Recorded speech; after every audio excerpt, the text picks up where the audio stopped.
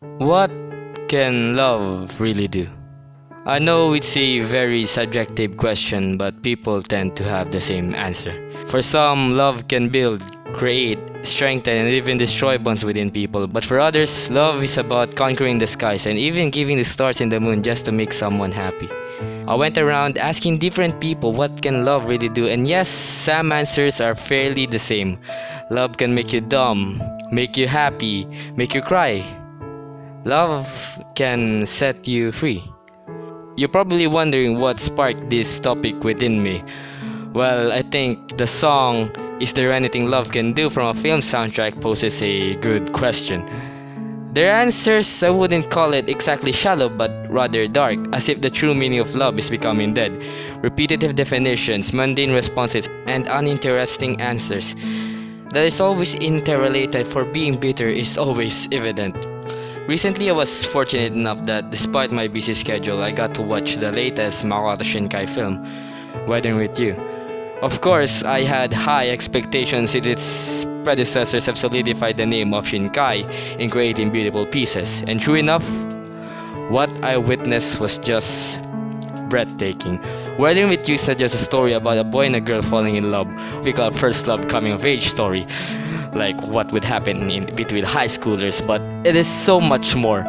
Shinkai always shows a special kind of love.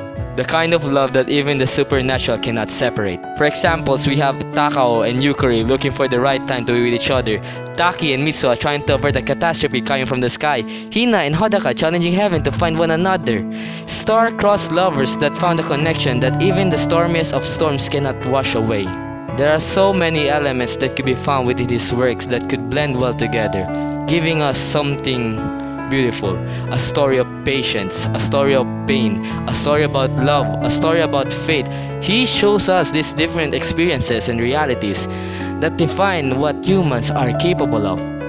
So, is there anything love can do?